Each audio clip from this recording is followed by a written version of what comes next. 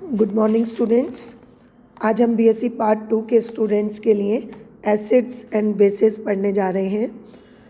बहुत simple topic है, आप लोग छोटी क्लासेस से हमेशा पढ़ते आए हैं, लेकिन सिलेबस के अकॉर्डिंग अपन इसे शुरू करते हैं।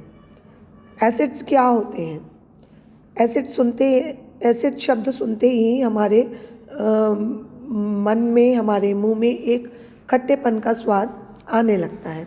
जो चीज़ खट्टी हो वो एसिड कहलाती है, या लैटिन भाषा में भी एसिडस वर्ड का मतलब खट्टा ही होता है। एसिड्स वो सब्सटेंस हैं जो वेजिटेबल डाइज के साथ में रिएक्ट कर सकते हों, कई ऐसे इनसॉल्युबल पदार्थों को अपने अंदर घोलने की क्षमता रखते हों, उनको एसिड कहते हैं। अब देखो, लेवोशियर नाम के एक साइंटिस्ट थे जिन्होंने ये कहा कि ऑक्सीजन एटम जो है वो सभी एसिड्स में एक आवश्यक तत्व है जो कि उपस्थित होता है। इसके बाद डेवी नाम के एक साइंटिस्ट थे, उन्होंने ये सिद्ध किया कि नहीं, ऑक्सीजन इतना इम्पोर्टेंट नहीं है, बल्कि हाइड्रोजन वो एलिमेंट है जो कि सभी अम्लों में होना ज़रूरी है। इसके बाद लिबिक नाम के साइंटिस्ट ने एसिड्स के लिए प्रोटोनिक कॉन्सेप्ट को स्टेबलाइज किया। लिबिक के अनुसार क्या होता है? लिबिक के अनुसार एसिड वो पदार्थ है जिसमें रिप्लेसेबल हाइड्रोजन के साथ में एक एसिड रेडिकल जुड़ा हुआ होता है। तो अब हम एक एक करके देखेंगे सबके कॉन्सेप्ट्स को और उससे किस तरह से एसिड बेस को समझा जा सकता है, ये अपन देखते हैं। अब हम आते हैं आर्नियस कॉन्सेप्ट पर। देखो, आर्नियस और ओस्टवाल्ड ने इलेक्ट्रोलाइटिक डिसोसिएशन यानी विद्युत अपघटन का कॉन्सेप्ट दिया था। उससे जो presently acid base aqueous medium में कॉन्सेप्ट है उसका डेवलपमेंट हुआ। ठीक है,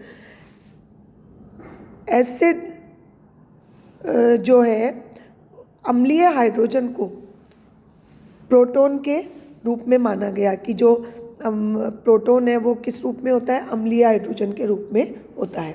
अब ये कहाँ से आया? ये आया वाटर के सेल्फ हाइड्रोलिसिस से आया, सेल्फ डिसोसिएशन से आया, मतलब कि स्वतः अपघटन के आधार पर ये प्राप्त हुआ।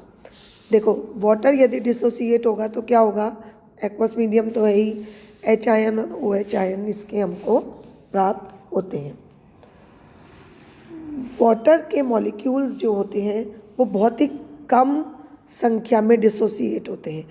कितना इसका अमाउंट दे रखा है? देखो, 25 डिग्री पर आधे अरब जल के अणुओं में से कोई एक, मतलब इतने आधा अरब कितना बड़ा फिगर है, लेकिन उसमें से कोई एक वाटर का मॉलिक्यूल जो है वो स्ववियोजित होता है, सेल्फ डिसोसिएट होता है।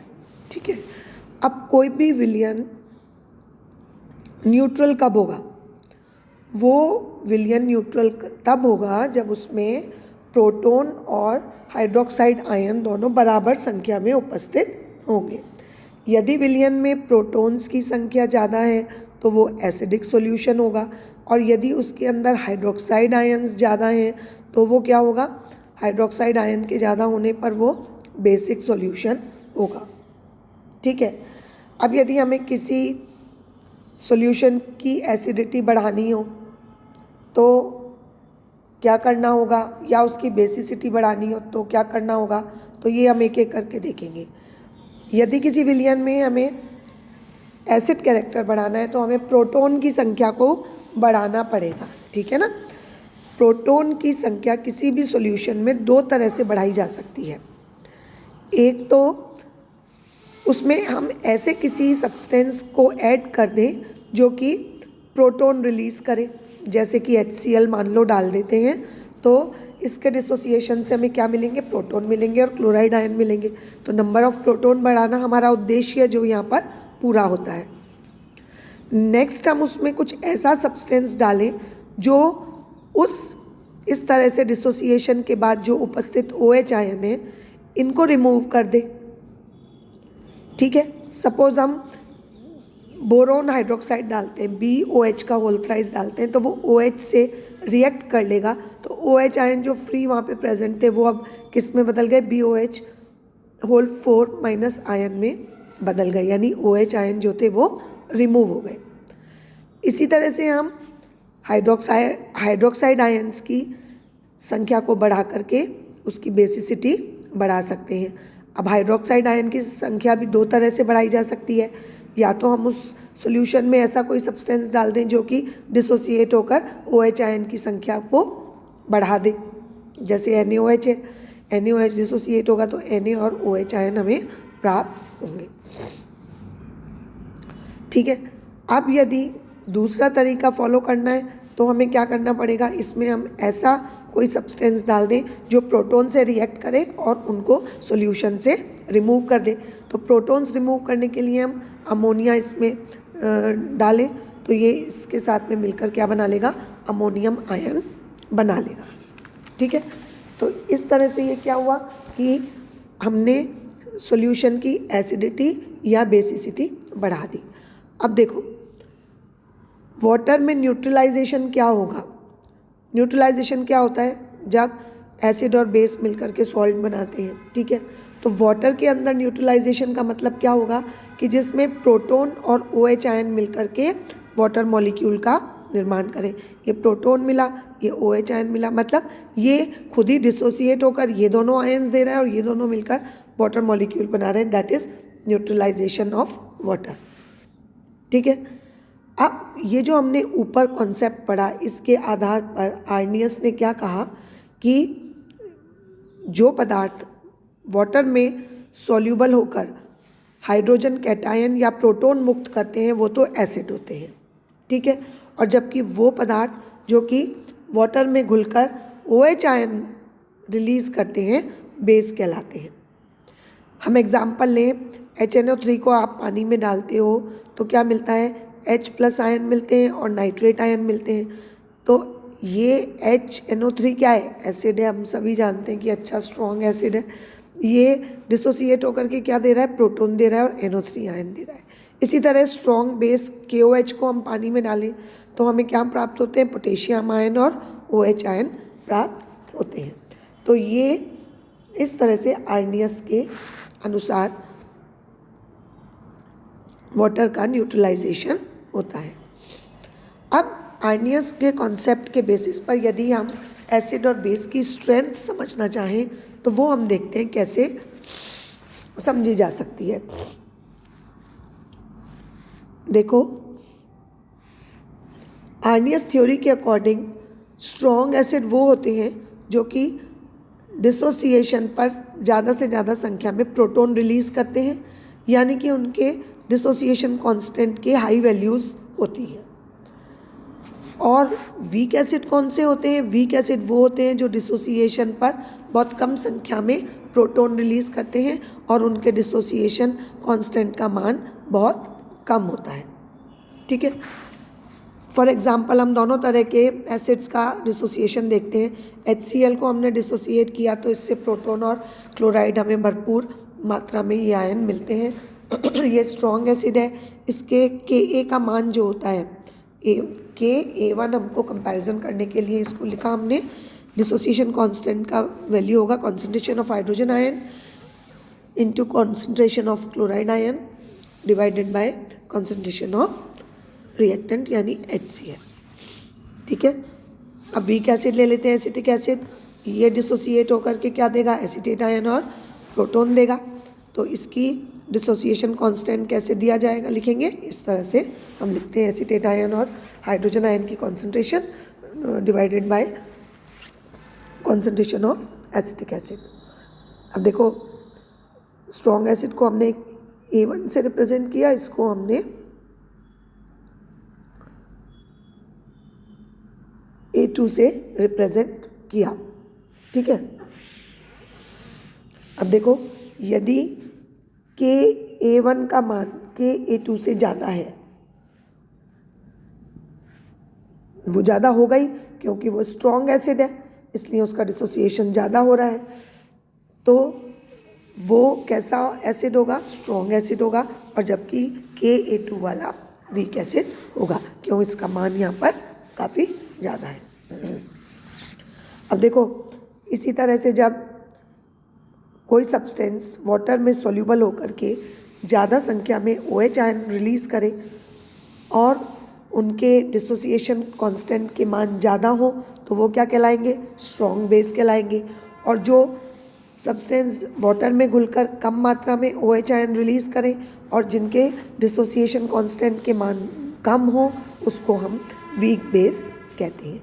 जैसे देखो KOH है, ये डिसोसिएट हुआ पोटेशियम आयन और OH आयन में, इसका हमने डिसोसिएशन कांस्टेंट का मान निकाला Kb1 is equal to potassium ion और OH आयन की कॉन्सेंट्रेशन का मल्टीप्लिकेशन अपॉन KOH की कॉन्सेंट्रेशन। इसी तरह Kb2 का मान हमने ये निकाल लिया। अब इन दोनों को कंपेयर करते हैं तो हम पाते हैं कि Kb1 का मान बहुत अधिक है Kb2 की तुलना में। तो इस तरह से जो सब्सटेंस वाटर में डिज़ोल्व होकर के ज़्यादा संख्या में OH आयन रिलीज़ करते हैं, जिनके डिसोसिएशन कांस्टेंट के मान हाई होते हैं, उनको क्या कहते हैं, स्ट्रॉन्ग बेस कहते हैं। अब देखो, आजकल हम Ka Kb की जगह क्या यूज़ करते हैं, pKa और pKb टर्म्स को यूटिलाइज किया जाता है। pKa का मान किसके बराबर होता है, ये Ka की माइनस लॉग वैल्यू के बराबर होता है। pKa is equal to minus log Ka और pKb is equal to minus log Kb के बराबर होता है। अब किसी एसिड के लिए pKa का न्यूमेरिकल वैल्यू जितनी ज़्यादा होगी उतना ही वो वीक एसिड होगा, और जितनी pKa की वैल्यू कम होगी वो उतना ही स्ट्रॉन्ग एसिड होगा। स्ट्रॉन्ग एसिड जो होते हैं वो 100% डिसोसिएट होते हैं, यानी पूर्ण वियोजित अवस्था में रहते हैं। इसलिए HCl से हमें पूरी तरह डिसोसिएशन के बाद H आयन और क्लोराइड आयन मिलेंगे। इसी तरह KOH के साथ भी है, ये भी स्ट्रॉन्ग बेस है जो कि 100% डिसोसिएट होकर के पोटेशियम आयन और OH आयन देता है। अब यदि इन दोनों को मिला दिया जाए, एसिड और बेस को मिलाया जाए, तो क्या होगा कि ये H आयन मिले थे, क्लोराइड आयन मिले थे, और इसी दूसरे में क्या मिला, पोटेशियम आयन मिले और OH आयन मिला। इन दोनों को हम मिलाते हैं तो हमें क्या प्राप्त होगा, ये पोटेशियम आयन इस नेगेटिव क्लोराइड आयन से मिलकर के KCl बना लेगा और वाटर मॉलिक्यूल बन जाएगा। फिर वाटर मॉलिक्यूल वापस इस तरह से डिसोसिएट हो जाएगा। तो इस तरह से एसिड के प्रोटॉन्स और बेस के हाइड्रोक्साइड आयन जुड़ करके लीस्ट डिसोसिएट होने वाले वाटर मॉलिक्यूल को बना लेते हैं। यानी कि विलयन में ना तो अब एसिड कैरेक्टर है ना बेसिक कैरेक्टर है, और सॉल्यूशन कैसा हो गया, ये न्यूट्रल होता है, उदासीन होता है। इस प्रोसेस को हम क्या कहते हैं, न्यूट्रलाइजेशन ऑफ सॉल्यूशन कहते हैं। ठीक है, अब देखो, ये जो आर्नियस की थ्योरी है इसमें भी कुछ कमियां मौजूद हैं। ठीक है, ये कमियां क्या हैं ये अपन देखते हैं। HCl गैसियस स्टेट में भी एसिड की तरह बिहेव करती है, जबकि अभी हमने जो थ्योरी पढ़ी वो किस में पढ़ी, जलीय माध्यम में। ठीक है ना, लेकिन HCl जो है गैसीय अवस्था में भी अम्लीय होता है। ये ऐसा क्यों होता है, इस चीज़ को आर्नियस का थ्योरी कोई भी एक्सप्लेनेशन नहीं दे पाई। दूसरा, CO2 और SO2 जैसी गैसेस होती हैं, इनकी नेचर भी कैसी होती है, अम्लीय होती है। इनमें ना तो कोई हाइड्रोजन एटम है, उसके बाद भी ये क्या है, स्ट्रॉन्ग एसिडिक नेचर की गैसेस है। ऐसा क्यों होता है, इसको भी आर्नियस का कॉन्सेप्ट नहीं समझा पाया। थर्ड, इसकी कमी आती है कि कुछ सॉल्ट भी ऐसे होते हैं जो कि एसिड या बेस की तरह बिहेव करते हैं, जबकि ये सॉल्ट्स ना तो हाइड्रोजन आयन रिलीज़ कर रहे हैं और ना OH आयन, तो फिर कैसे ये एसिड बेस की तरह बिहेव करते हैं। तो ये कुछ कमियां थी जो कि आर्नियस कॉन्सेप्ट में रह गई थी। ठीक है, ये हुआ हमारा आर्नियस कॉन्सेप्ट। अब अपन देखते हैं general theory of solvent system. Solvent system का जो एक सामान्य सिद्धांत है वो क्या कहता है, ये भी एक तरह से आर्नियस थ्योरी का एक्सटेंडेड फॉर्म है। ठीक है, अब उसको हमें रिपीट करने का यहाँ कोई पॉइंट नहीं है, आपने पढ़ाई है उसको। ये जो थ्योरी है वो ये कहती है कि यदि कोई सब्सटेंस किसी सॉल्वेंट में यदि डिज़ोल्व होता है, ठीक है, और डिज़ोल्व होकर के सॉल्वेंट का कैटायन रिलीज़ करता है तो एसिड कहलाता है, और यदि सॉल्वेंट का एनायन रिलीज़ करता है तो वो बेस कहलाता है।